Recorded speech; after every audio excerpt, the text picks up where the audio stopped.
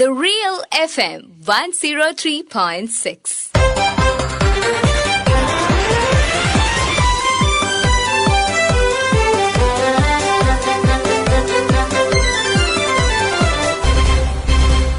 ശ്രദ്ധ. സംസ്ഥാനത്ത് പുതുതായി 74 സ്ഥലങ്ങളിൽ കൂടി ബിയർ വൈൻ പാർലറുകൾ തുടങ്ങാൻ എക്സൈസ് വകുപ്പ് അനുമതി നൽകിയിരിക്കുകയാണ്. ടൂറിസം കേന്ദ്രങ്ങൾ ഉൾപ്പെടുന്ന വില്ലേജുകളിലാണ് പുതിയ കേന്ദ്രങ്ങൾ വരിക. ഇതിനായി ഇത്തരത്തിൽപ്പെട്ട 74 സ്ഥലങ്ങൾ ടൂറിസം കേന്ദ്രങ്ങളായി എക്സൈസ് വകുപ്പ് വിജ്ഞാപനം ചെയ്തു കഴിഞ്ഞു. ഈ സ്ഥലങ്ങൾ ഉൾപ്പെടുന്ന വില്ലേജുകളിലെ ക്ലാസിഫൈഡ് റെസ്റ്റോറന്റുകൾക്ക് പുതിയ ലൈസൻസ് എടുത്ത് ബിയർ വൈൻ പാർലറുകൾ തുടങ്ങാനാണ് ഇതിലൂടെ അവസരമൊരുങ്ങുന്നത്. ടൂറിസം മേഖലയ്ക്ക് ശക്തി പകരുക എന്ന ലക്ഷ്യത്തോടെയാണ് പുതിയ തീരുമാനം. സംസ്ഥാനത്തെ എല്ലാ ജില്ലകളിലെയും പ്രധാന ടൂറിസ്റ്റ് കേന്ദ്രങ്ങളോട് ചേർന്ന് പുതിയ സൗകര്യം ലഭ്യമാക്കാനാണ് സർക്കാർ ശ്രമിക്കുന്നത്. സമൂഹത്തിൽ സമ്മിശ്ര പ്രതികരണങ്ങൾ ഉണ്ടാക്കിയ ഈ പുതിയ തീരുമാനത്തെക്കുറിച്ചാണ് ഇന്ന് ശ്രദ്ധ ചർച്ച ചെയ്യുന്നത്. ഈ വിഷയത്തിൽ ആദ്യം western Ghat tourism promotion society chief promoter Ashish വർഗീസിന്റെ വാക്കുകളിലേക്ക്.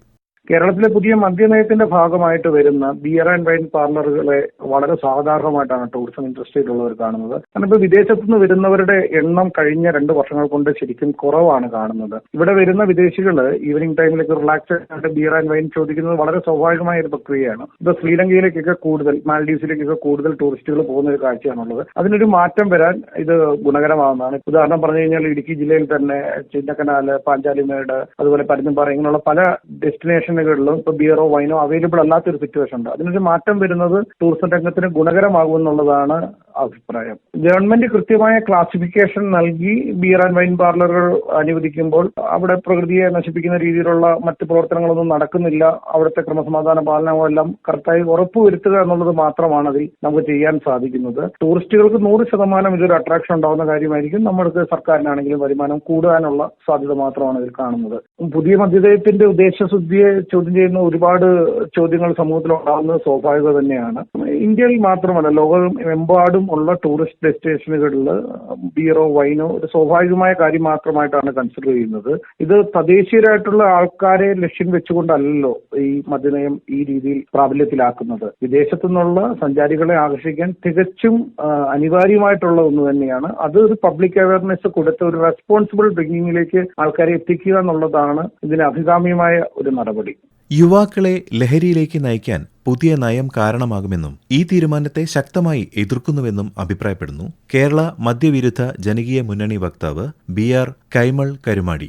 162 ദിവസമായി ആലപ്പുഴ കളക്ടറേറ്റ് പടിക്കൽ സർക്കാരിന്റെ മദ്യനയത്തിനെതിരെ ജനങ്ങളെ പങ്കെടുപ്പിച്ചുകൊണ്ട് സത്യാഗ്രഹം ഇരിക്കുകയാണ്. ഞാനും എന്റെ കുടുംബവും അടക്കം നിരവധി ആളുകൾ. 74 പുതിയ ബിയർ വൈൻ പാർലറുകൾ തുടങ്ങാം. ബിയറിലും വൈനിലും ഇന്ന് ലഹരിയുടെ ശതമാനം കൂടുതലാണ്. ഈ 2 സാധനങ്ങളും കുടിക്കുന്ന ഒരു മനുഷ്യൻ 1 വർഷം അത് സ്ഥിരമായി ഉപയോഗിച്ചാൽ അവൻ നല്ലൊരു മദ്യപാനിയായി മാറുമെന്ന് ഞങ്ങളുടെ പഠനത്തിലൂടെ തെളിയിച്ചിട്ടുണ്ട്. ഇന്ന് നമ്മുടെ കുഞ്ഞുങ്ങളെ തകർത്തുകൊണ്ടിരിക്കുന്നത് ഈ ബിയറും വൈനും തന്നെയാണ്. അത് തന്നെയാണ് അവരെ ലഹരിയിലെത്തിച്ചത്. ആ ലഹരി അവർക്ക് പോരാതെ വന്നപ്പോൾ അവർ മറ്റ് രാസലഹരി ഗുളികകളിലേക്ക് പെട്ട് ഏതാണ്ട് 1300 മേൽ സ്കൂൾ കോളേജ് വിദ്യാർത്ഥികൾ അതപ്പതിച്ച് വെട്ടിക്കൊല്ലുന്നു. അമ്മയെ അച്ഛനെ അനുസരിക്കുന്നില്ല, അധ്യാപകരെ ഉപദ്രവിക്കുന്നു, തുണിയില്ലാതെ പൊതുനിരത്തിലൂടെ നടക്കുന്നു, വിവാഹം വേണ്ടെന്ന് പറയുന്നു, ജീവിതമേ വേണ്ടെന്ന് പറഞ്ഞ് ഇങ്ങനെ മതാലസരായി അലഞ്ഞു നടക്കുന്ന ഈ രാജ്യത്ത് ഇനിയും 74 ബിയർ വൈൻ പാർലറുകളെ തുടങ്ങുമ്പോൾ 4 ലക്ഷം മുടക്കും, അതിന്റെ മേലിൽ ലക്ഷക്കണക്കിന് രൂപ അഴിമതിയും നടത്തുന്നു എന്ന കാര്യത്തിൽ യാതൊരു സംശയമില്ല. നമ്മുടെ കുഞ്ഞുങ്ങളെ നശിപ്പിക്കാൻ, നമ്മുടെ തൊഴിലാളികളെ നശിപ്പിക്കാൻ, IT മേഖല തകർക്കാൻ, നിർമ്മാണ മേഖല തകർക്കാൻ ആരാണ് അധികാരം കൊടുത്തതെന്നാണ് നമുക്ക് സംശയം. നമ്മൾ സർക്കാരിനെ കുറ്റം പറയല്ല. പണത്തിന് വേണ്ടിയും മദ്യക്കച്ചവടം നടത്തുന്നതെന്ന് പറഞ്ഞാൽ 6000 കോടി രൂപയുടെ മദ്യവ്യാപാരമാണ് രേഖാമൂലം നടക്കുന്നത്. കേരള ജനത ഇതിനെതിരെ പ്രതികരിക്കും. 5-ാം തീയതി മദ്യവിരുദ്ധ പ്രവർത്തകര് പാലക്കാട് സമരം ആരംഭിക്കുകയാണ്.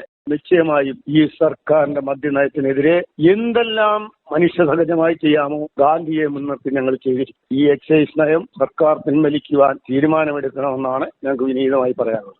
അന്താരാഷ്ട്ര മാതൃകയിൽ ടൂറിസം കേന്ദ്രങ്ങളിൽ നിയന്ത്രിതമായി ബിയർ പാർലറുകൾ തുറക്കുന്നത് ടൂറിസം മേഖലയ്ക്ക് ഗുണം ചെയ്യും. Trail hunters tour planners private limited director Jishnu. അതായത് നമ്മുടെ അന്താരാഷ്ട്ര ടൂറിസം മാർക്കറ്റിൽ ഇത് കേരളത്തിന്റെ ഒരു ബ്രാൻഡിങ് നമ്മൾ മുന്നോട്ട് കൊണ്ടുപോകാനായിട്ട് ഫ്യൂച്ചറിൽ നമുക്ക് ഇങ്ങനെയുള്ള പുതിയ പുതിയ നയങ്ങൾ വരുന്നത് റെസ്പോൺസിബിൾ ടൂറിസം എന്ന തലത്തിൽ ബിയർ പാർലറുകൾ നിയന്ത്രിതമായ രീതിയിൽ ഉൾപ്പെടുത്തുന്നത് വളരെ മികച്ചൊരു തീരുമാനമായിരിക്കും. കാരണം നമുക്ക് ഈ പറയുന്നത് പോലെ വിദേശത്തു നിന്നും കൂടുതൽ ആളുകളെ നമ്മളുടെ കേരളം പോലുള്ള ഈ ഒരു സ്ഥലങ്ങളിലേക്ക്, കൂടാതെ മറ്റു രാജ്യങ്ങളുണ്ട്, മലേഷ്യ, സിംഗപ്പൂർ, തായ്ലൻഡ് പോലുള്ള രാജ്യങ്ങളിലേക്ക് കൂടുതൽ ആകർഷിക്കപ്പെടുന്നത് അവിടെ നിയന്ത്രിതമായ രീതിയിൽ അവർക്ക് ഇത് ഉപയോഗിക്കുവാനും അവർക്ക് അവരുടെ ആ ഒരു റിഫ്രഷ്മെന്റ് കറക്റ്റായിട്ട് പോകുന്നത് കൊണ്ടുമാണ് അങ്ങനത്തെ ഒരുപാട് കാര്യങ്ങൾ അവരെ പ്രോത്സാഹിപ്പിക്കുന്നത്. അപ്പൊ നമ്മൾ റെസ്പോൺസിബിൾ ടൂറിസം എന്നൊരു ബ്രാൻഡ് നമ്മൾ മുന്നോട്ട് കൊണ്ടുവരുമ്പോൾ നമ്മൾ എന്തായാലും നമ്മൾ ഈ ഒരു പുതിയ ഈ മദ്യനയത്തെ നമ്മൾ അനുകൂലിക്കുക തന്നെയാണ് ചെയ്യേണ്ടത്. കൂടാതെ ഇപ്പൊ ഈ ഫെസ്റ്റിവൽ ടൂറിസം എന്ന് പറയുന്ന ഒരു ഇമ്പോർട്ടന്റ് ആയിട്ടുള്ളതുണ്ട്. ബിയർ പാർലറുകൾ അനുയോജ്യമായ സ്ഥലങ്ങളിൽ തുറക്കുന്നത് വളരെ ഇമ്പോർട്ടന്റ് ആയിട്ടുള്ള സ്ഥലം. പ്രശ്നങ്ങൾ ഉണ്ടാകുന്നുണ്ട് ഒരുപാട് കാര്യങ്ങൾ. നമ്മളിപ്പോ ഈ ഒരു ടൂറിസം ബേസ് ചെയ്തിട്ട് ഈ ബിയർ പാർലറുകൾ സ്റ്റാർട്ട് ചെയ്യുന്നതോടനുബന്ധിച്ച് തന്നെ ആ സ്ഥലങ്ങളിലുള്ള ആളുകൾക്കും കൂടി കൂടുതൽ തൊഴിൽ സാഹചര്യങ്ങൾ ഉണ്ടാവും, പുതിയ കടകൾ വരും. അപ്പൊ അങ്ങനെ ബിയർ പാർലറുകൾ വരുന്നതനുസരിച്ച് നമ്മുടെ സമൂഹത്തിൽ കുറച്ചും കൂടെ വ്യവസായം വർദ്ധിക്കുകയാണ് ചെയ്യുന്നത്. അപ്പോൾ അതിനോട് ഞങ്ങളും വളരെയധികം സപ്പോർട്ടീവായിട്ടാണ് നിൽക്കുന്നത്. ക്രമാതീതമായ രീതിയിൽ പുതിയ മദ്യശാലകൾ തുടങ്ങുന്നത് അങ്ങേയറ്റം അപകടകരമാണ്. കേരള മദ്യനിരോധന സമിതി vice president advocate Sujatha S Varma. ഓരോ വർഷവും മാറിക്കൊണ്ടിരിക്കുന്ന മദ്യനയത്തിന്റെ ഫലമായി നമ്മുടെ നാട്ടിൽ എത്ര ബാറുകളാണ് തുറക്കുന്നത്, എത്ര ബീവറേജ് ഔട്ട്ലെറ്റുകളാണ് തുറക്കുന്നത്, എത്ര ബിയർ വൈൻ പാർലറുകളാണ് തുറക്കുന്നതെന്ന് വല്ല കണക്കുമുണ്ടോ? ഇത് ആരെങ്കിലും ശ്രദ്ധിക്കുന്നുണ്ടോ? 2016 കേവലം 26ഓളം മദ്യശാലകൾ ഉണ്ടായിരുന്നിടത്തു നിന്ന് ഇപ്പോൾ എത്തി നിൽക്കുന്നത് 1000-ന് മുകളിലേക്കാണ്. ഇനി ബിയർ വൈൻ പാർലറുകൾ കൂടി തുറന്നു കഴിഞ്ഞാൽ കേൾക്കുമ്പോൾ നമുക്ക് തോന്നും ബിയർ വൈൻ പാർലറിൽ ഇത്ര അപകടം എന്തിരിക്കുന്നു എന്ന്. മദ്യപാനശീലത്തിന്റെ നഴ്സറി തലമാണ് ബിയർ വൈൻ പാർലർ. അതിലാണ് തുടങ്ങുന്നത്. അവിടെ നിന്നാണ് വീര്യം കൂടിയ മദ്യത്തിലേക്ക് നമ്മുടെ കുട്ടികൾ എത്തിപ്പെടുന്നത്. അത് സർക്കാരിന് അറിയാഞ്ഞിട്ടല്ല. ലഭ്യത കൂട്ടുന്തോറും ഉപഭോഗം കൂട്ടുക, ഉപഭോഗത്തിലൂടെ കച്ചവടം സാധ്യമാക്കുക, അങ്ങനെ സർക്കാരിന് നേട്ടമുണ്ടാക്കുക. സത്യത്തിൽ പരോക്ഷമായി കോട്ടമാണ് സംഭവിക്കുന്നത്, പക്ഷെ നേട്ടമുണ്ടാക്കുക.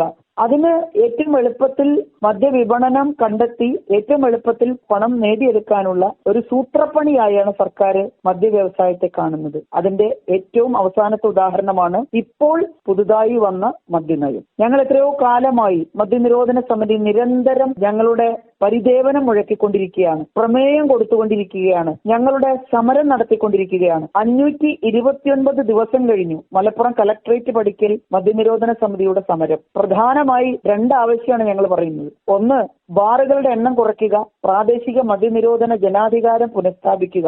രണ്ടാമത്തെ ആവശ്യം, ലഹരി വിരുദ്ധ പാഠം ചെറിയ ക്ലാസ് തൊട്ട് തന്നെ കുട്ടികളെ പഠിപ്പിക്കുക. ഇത് രണ്ടും സർക്കാർ പുറംതിരിഞ്ഞു നിൽക്കുകയാണ്. പകരം വീണ്ടും വീണ്ടും വീണ്ടും മദ്യം കൊടുക്കുന്ന, അതുപോലെ ഡിസ്റ്റിലറികളായും മദ്യം സാർവത്രികമായി ഒഴുക്കാനുള്ള ഒരു ശ്രമം സർക്കാർ നടത്തുന്നു എന്നുള്ളത് പ്രതിഷേധമാണ്. ശക്തമായ സമരപരിപാടികൾ തന്നെ ഇതിനെതിരെ വേണ്ടിവരും എന്ന് മാത്രമല്ല, നമ്മുടെ നാട് കുട്ടിച്ചോറാവുന്നു എന്നുള്ളത് സഹിക്കാൻ പറ്റാത്തൊരു തലത്തിലേക്ക് പോയിക്കൊണ്ടിരിക്കുന്നു. മനുഷ്യ സ്നേഹികൾ ഒന്നിക്കണം, രാഷ്ട്രീയ ബോധമുള്ളവർ ഒന്നിക്കണം, പൗരബോധമുള്ളവർ ഇതിനെതിരെ പ്രതികരിക്കണമെന്നാണ് ഞങ്ങൾക്ക് പറയാനുള്ളത്. ടൂറിസം മേഖലയുടെ വളർച്ചയും മദ്യവർജനവും ഒരേപോലെ പരിഗണിക്കപ്പെടേണ്ട 2 വിഷയങ്ങൾ തന്നെയാണ്. പാളിച്ചകളില്ലാതെ ഇത്തരം നയങ്ങൾ നടപ്പാക്കുകയെന്നത് സർക്കാരുകളെ സംബന്ധിച്ച് എന്നും വലിയ വെല്ലുവിളിയുമാണ്. ശരിതെറ്റുകൾക്കിടയിൽ എവിടെയോ സമവായത്തിന്റെ സാധ്യതകൾ അവശേഷിക്കുന്നുണ്ടാകണം. അതിലേക്ക് എത്തിച്ചേരാൻ ബന്ധപ്പെട്ടവർക്ക് സാധിക്കുമെന്ന് പ്രത്യാശിക്കാം. ഇന്നത്തെ ശ്രദ്ധ ഇതുവരെ. തയ്യാറാക്കി അവതരിപ്പിച്ചത് ബിനീഷ് സുരേന്ദ്രൻ. ആശയം നിർവഹണം സി കൃഷ്ണകുമാർ. ശ്രദ്ധ.